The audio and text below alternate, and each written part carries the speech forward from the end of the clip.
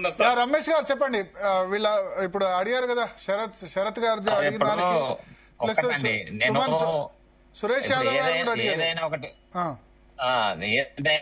ఒక డిస్కషన్ వచ్చినప్పుడు ఎవరి వర్షంలో వాళ్ళు చెప్తారు. ఒక తెలంగాణలో 15 లక్షల మంది గ్రాడ్యుయేట్ అయ్యారండి ఇంజనీర్స్. ఈ 15 లక్షల మందిలో ఈ రోజుకి 10 లక్షల మంది వేరే కంట్రీస్ లో ఉన్నారు. ఒకవేళ ప్రైవేట్ కళాశాలలో నాణ్యత లేదు, మాఫియా అని ఊకే అలా క్యాజువల్ గా మాట్లాడుతున్నారు. 10 లక్షల మంది విద్యార్థులు ఇతర కంట్రీస్ లలో 15 లక్షల మందిలో 10 లక్షల మంది వేరే కంట్రీస్ వెళ్ళారు. అంతమంది వెళ్ళారు. 10 లక్షల మంది దగ్గర ఇప్పుడు మా అసోసియేషన్ దగ్గర డాటా ఉంది, ఈ రోజు ప్రభుత్వం దగ్గర డాటా ఉంది, అడగండి. 10 లక్షల మంది ఈ రోజు వేరే వేరే కంట్రీస్ లలో మా విద్యార్థులు ఉన్నారు. ఈ రోజు ప్రైవేట్ కళాశాల నుంచి గ్రాడ్యుయేట్ అయిన వాళ్ళు, ఈ రోజు ప్రైవేట్ కళాశాల నుంచి గ్రాడ్యుయేట్ అయిన వాళ్ళు నోబెల్ ప్రైజ్ విన్నర్స్ దగ్గర కూడా పిహెచ్డీలు చేసే వాళ్ళు ఉన్నారు. ఈ రోజు ఎంతో మంది ఎన్నో రంగాలలో ఈ రోజు ప్రైవేట్ కళాశాల నుంచి విద్యార్థులు ఉంటే ప్రైవేట్ కాలేజీల మాఫియా అంటే మంది ఎక్కువ ఉంటే మాఫియా అవుతుందానండి. ఈ రోజు ప్రైవేట్ సెక్టరే లేకపోతే ఎడ్యుకేషన్ లేదు. ఈ రోజు గవర్నమెంట్ లో 5% ఎడ్యుకేషన్ ఉంది, 95% ఎడ్యుకేషన్ ప్రైవేట్ సెక్టర్ ఉంది. ప్రైవేట్ సెక్టర్ 95% ఉన్నప్పుడు గొంతు ఎక్కువ ఉంటుంది. గొంతు ఎక్కువ ఉంటే మాఫియా అంటే ఎలా? ఎంత క్వాలిటీ, ఎంత సాక్రిఫైస్ చేశారు ఈ రోజు ప్రైవేట్ కళాశాలలు. కుటుంబాలను వదిలేసుకొని కూడా ఈ రోజు కళాశాలల గురించి బాధలు పడుకుంటూ తిరుగుతున్నారు. ఇవన్నీ ఎవరికి అర్థం కావు. ఒక నిమిషం రమేష్ అరోరా గారు, ప్రభుత్వం డబ్బులు ఆలస్యంగా ఇస్తే విద్యార్థులపై భారం పడే అవకాశం ఉంది కదా. ఇప్పుడు ఫీజులను విద్యార్థుల నుంచి ఒక నిమిషం నా క్వశ్చన్ కంప్లీట్ అవ్వలేదు. ఫీజులను విద్యార్థుల నుంచే వసూలు చేసుకోవచ్చు అని ఇప్పుడు హైకోర్టు స్పష్టం చేసింది. అంటే ఎలా ఫీజులు నేరుగా వసూలు చేసే ట్రాన్స్పరెన్సీ ఎలా మెయింటైన్ చేస్తారు? ఇప్పుడు పేద విద్యార్థులకు ఫీజు చెల్లించడానికి ఏమైనా ఫ్లెక్సిబిలిటీ ఇస్తారు? ఇంతకు ముందు అసలు ఫీ రియంబర్స్మెంట్ అంటే మీనింగ్ ఏమండి? ఫీజు మొదలు స్టూడెంట్ కడతాడు, ప్రభుత్వం రియంబర్స్ చేస్తుందని. ఫీ రియంబర్స్మెంట్ మీనింగే అది మొదలు ఏదా ఉండే ప్రభుత్వంలో ఫీజు స్టూడెంట్ ఫస్ట్ కట్టేవాడు, తర్వాత ప్రభుత్వం ఇచ్చేది. ఈ రోజు ప్రభుత్వం ఫీ రియంబర్స్మెంట్ మేము ఇవ్వము, మొదలే మీరు అన్ని కళాశాలను రిక్వెస్ట్ చేసుకుంటే కళాశాలందరూ. రమేష్ సార్ చదువుకున్న ఇన్స్టిట్యూషన్లోనే ఫీజు రియంబర్స్మెంట్స్ ఇవ్వకుండా ఎంత మంది విద్యార్థులకు సర్టిఫికేట్స్ ఇచ్చిందో చెప్పండి సార్. ఇది మీ దాంట్లో చదువుకున్నటువంటి ఒక్క నిమిషం చెప్తాను. నేను విద్యార్థుల లేకపోతే నేనే వెళ్ళి ఒక్క నిమిషం అండి.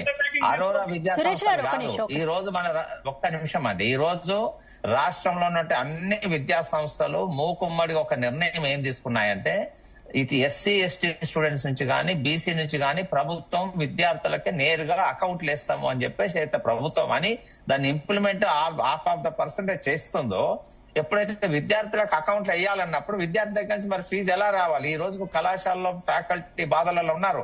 మీకు తెలుసా, కళాశాలలో ఉన్నటువంటి majority faculty below 35 years age వాళ్ళు ఉంటారు. ఆ 35 years ఏజ్ వాళ్ళకు చిన్న చిన్న పిల్లలు ఉంటారు. పాల ప్యాకెట్ కూడా ఈ రోజు డబ్బులు లేవు. అది ప్రభుత్వం పట్టించుకోదు. మీలాంటి వారేమో మాఫియా అంటుంటారు. ఎక్కడి నుంచి తెస్తున్నారు? ఎక్కడి నుంచి? ఎన్ని లోన్స్? ఈవెన్ 1 తులం బంగారం కూడా ఈ రోజు ప్రైవేట్ కళాశాలల దగ్గర కుటుంబాలలో లేదు. ఎంత దీనావస్థలో ఉందో అంత దీనావస్థలో ఉంది. ఇటువంటి సిచ్యువేషన్ లో మీరు ప్రైవేట్ కళాశాలను ఏది పడితే అది మాట్లాడుతుంటే, నేను మధ్యన వస్తే మీరు వద్దు అలా అనొద్దు అని అంటే ఎంత బాధతో ఉంటే నేను మధ్యన మీకు ఇంటర్ఫేర్ అయ్యి మీ విషయాలు మాట్లాడతానండి. ఈ రోజు ఇవన్నీ నిజాలు కావా? మీరు రియల్ గా మీరు మాట్లాడుతుంటే ఎన్ని కళాశాల యాజమాన్య దగ్గర నేను తీసుకెళ్తాను మిమ్మల్ని, ఎన్ని బాధలు ఉన్నాయి. ఇవన్నీ ఉన్నా కూడా ఈ రోజు ఒక్క విద్యార్థికి కూడా కష్టం కలిగకుండా 4 సంవత్సరాల ఎడ్యుకేషన్ ఉంటే 4 సంవత్సరాలు కంప్లీట్ చేపించాం మేము. సర్టిఫికేట్స్ మా దగ్గర ఎందుకు పెట్టుకున్నాం? ప్రభుత్వంలో ఉన్నటువంటి రూల్స్ మారుతున్నాయి. రూల్స్ మారినప్పుడు విద్యార్థి అకౌంట్ లో డబ్బులు వేశారు. విద్యార్థి అకౌంట్ డబ్బులు వేస్తే సర్టిఫికేట్స్ మేము ఇచ్చిన తర్వాత కళాశాలలు ఎక్కడికి వెళ్ళాలి? ఈ అప్పులన్నీ ఎలా తెరవాలి? ఒక్కొక్క బ్యాంక్ రప్ట్ అయిపోయినాయి కళాశాలలు. ఆస్తులన్నీ తనఖా పెట్టారు. ప్రతి బ్యాంకు లో అకౌంట్స్ ఎన్పిఏ అయిపోయినాయి. ఇవన్నీ ప్రభుత్వానికి తెలియదా? మీకు తెలియదా? ఏదైనా మీలాంటి పెద్దలు వచ్చేసి సర్టిఫికేట్స్ ఫలానా విద్యార్థి కష్టం ఉంది అంటే మేము ఎన్ని విషయాల్లో కన్సిడర్ చేశాం. ఇప్పుడు చిన్న చిన్న విషయాలలో నేను ఆ విషయం చెప్తలేనండి. నేను ఇలా మాట్లాడుతున్నానంటే ప్రతి కళాశాల యాజమాన్యం కొంటే బాధ నాలో తీసుకుని నేను మాట్లాడుతున్నా ఈరోజు. సారీ సార్, మీరు ఆ విషయం చెప్తున్నప్పుడు మీ దాంట్లో కూడా డొనేషన్ల పేరు మీద సిఎస్సి సంబంధించినటువంటి కోర్సుకు 12 లక్షలు 15 లక్షలు ఈ పరంగా డొనేషన్లు తీసుకున్నాయి. చెప్పండి సార్, ఒక్క నిమిషము. ఒక్క నిమిషం, మీరు రేవంత్ రెడ్డి గారు కూడా అడగవచ్చు. మేము ఏదైతే నేను అసోసియేట్ చైర్మన్ మొన్న అయ్యానో ఆయన నెక్స్ట్ డే లెటర్ పెట్టాం, సార్ మీరు ఎందుకు మెడిసిన్ లాగా ఇంజనీరింగ్ కూడా మెరిట్ ప్రకారం ఎందుకు ఇయ్యారు, why you are dividing it to management and government అని కన్వీనర్ అంటున్నారు, మీరు చెయ్యండి అని లెటర్ ఇచ్చాము. మీరు ఇంటెలిజెన్స్ చీఫ్ గారిని అడగండి, ఇంటెలిజెన్స్ చీఫ్ కి ఇచ్చాము, చీఫ్ సెక్రటరీకి ఇచ్చాము. మీరు ప్రభుత్వంలో ఏదైనా లోపం ఉంటే దాన్ని సరిదిద్దడానికి ప్రయత్నం చేయండి తప్ప కళాశాలను అనకండి. మీరు అడగండి, మీరు ఈ రోజు మనందరం వెళ్దాం రేపు పొద్దున సెక్రటరియట్ కు. ఏ రోజు మేము ఇచ్చాం లెటర్, ఈ రోజు వరకు ఏమైనా యాక్షన్ ఉందా ప్రభుత్వంలో? ఒకవేళ రియల్ గా కనుక మీరు తప్పు చేయండి అంటారు, తప్పు చేసిన తర్వాత మీరు దొంగ అంటారు. ఎవరికైనా కూడా దొంగకు తాళం చేతులు ఇచ్చినా కూడా ఏదో ఒకటి ఆలోచన వస్తుంది. ఎందుకు చేయాలి అది ప్రభుత్వం? ఈ రోజు మెరిట్ ప్రకారం ఏమనండి, ఏ కళాశాలలో కూడా హ్యాపీగా ఒప్పుకుంటారు. మీరు మీ దగ్గర లోపం ఎక్కడ అంటే హైదరాబాద్ లో ఉన్న 90% ఇంజనీరింగ్ కాలేజ్ సార్, హైదరాబాద్ లో ఉన్న మెరిట్ ప్రకారం ఏమని గవర్నమెంట్ ఇంత ముందు జీవోస్ ఇచ్చింది, గత ప్రభుత్వం ఫాలో కాలే. మీరు కేసీఆర్ గారు టాస్క్ ఫోర్స్ అప్పుడు నడిచినాయి, ఇచ్చినారు. ఫాలో కాలే, మీరు ఫాలో కాలే మెరిట్. ఇప్పటికైనా మీకు ధైర్యం ఉందా ఫాలో అవుతారా? సార్ ఇప్పుడు కాదండి, అరే మీరు ఒక్కసారి మీరు ఏదో క్యాజువల్ గా చెప్పకండి, ఏదో ఫాలో చెప్పండి. స్టాటిస్టిక్స్ ఉంది. ఏ రోజైనా కూడా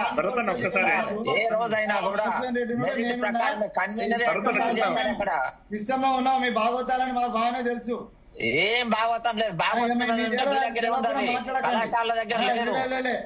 మీరు ఏంటి ఏ ప్లాట్ఫామ్ వచ్చి మాట్లాడమన్నా మేము మాట్లాడతాం. తెలంగాణ లెక్చరర్ ఫోరం అధ్యక్షుడు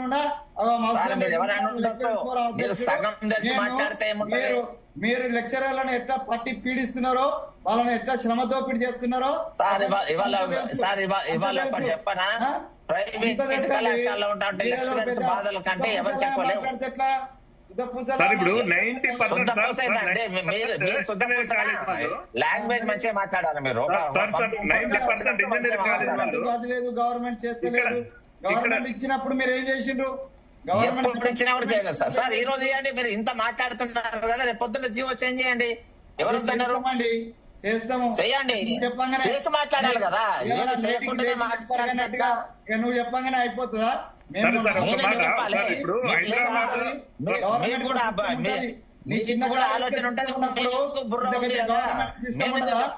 గవర్నమెంట్ సిస్టమ్ ఇస్తారా? సార్ ఒక్క మాట సార్, రమేష్ సార్ ఒక్క మాట, అన్ని ఇన్స్టిట్యూషన్స్ గురించి మాట్లాడాం కానీ ఇంజనీరింగ్ వ్యవస్థ గురించి నేను మాట్లాడదలుచుకున్నా సార్. నేను ఒక విద్యార్థి సంఘ నాయకుడిగా నేను చెప్తాను. ఇన్స్టిట్యూషన్ లో హైదరాబాద్ లో ఉన్నటువంటి ఇంజనీరింగ్ ఇన్స్టిట్యూషన్స్ 90% కోర్సుల మీద, సిఎస్సి మీద, లేకపోతే ఇంజనీరింగ్ కోర్సుల మీద డొనేషన్ల పేరు మీద ఇష్టానుసారంగా తీసుకొని మళ్ళీ రియంబర్మెంట్స్ మాకు సరిపోవట్లేదు, ఫీజు సరిపోవట్లేదు అని మీరు కోర్టులకు వెళ్ళి మళ్ళీ విద్యార్థి మీకు మీ విద్యార్థికి ప్రభుత్వం చెల్లించడమే కాకుండా మళ్ళీ మీకు ఇవ్వాలని చెప్పేసి కూడా కోర్టులు మీకు ఇచ్చినాయి. కోర్టులు కూడా అలా ఎప్పుడు జరగలేదు. మీ కాలేజీలో పేమెంట్ షీట్ ఎంత ఉంది సార్? మీ కాలేజీలో గవర్నమెంట్ ఇచ్చే ఫీజుగా మీరు పేమెంట్ షీట్ ఇస్తున్నారా? మీరు విద్యార్థుల దగ్గర తీసుకోవట్లేరా? ఒక్క నిమిషం అండి, ఒక్క నిమిషము.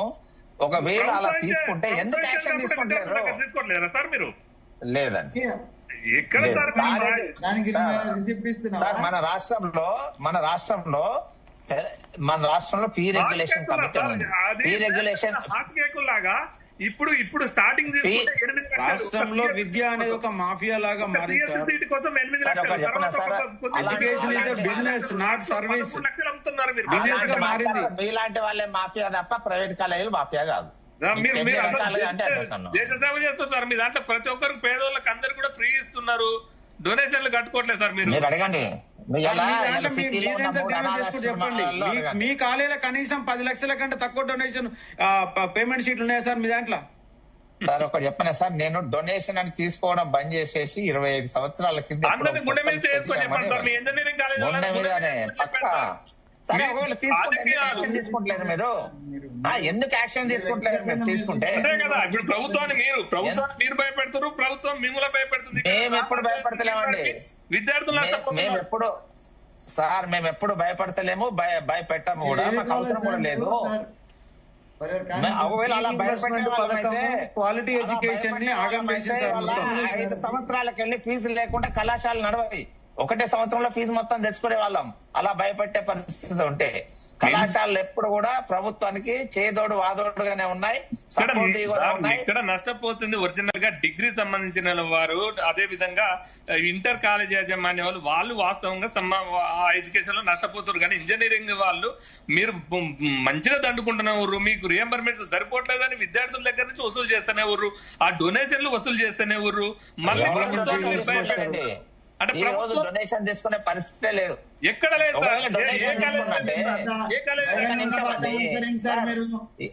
ఒక్క నిమిషం, 20 to 30% స్టూడెంట్ డొనేషన్లతో చదువుతారు సార్. 30% మంది విద్యార్థులు డొనేషన్లతో చదువుతున్నారు. భరత్ గారిని ఒక్క నిమిషం సార్, నేను మీ అందరినీ ఒక్కటే క్వశ్చన్ అడుగుతా. ఇంత రియల్ గా కనుక జరుగుతాయి, మరి ఎందుకు ఆపలేకపోతున్నారు? దొంగలే కదా సార్. గవర్నమెంట్ వాళ్ళు వాళ్ళని శుద్ధపూసలు ఉన్నటువంటి ఎమ్మెల్యేలు మంత్రులంతా ఎవరు వాళ్ళు వాళ్ళ కదా.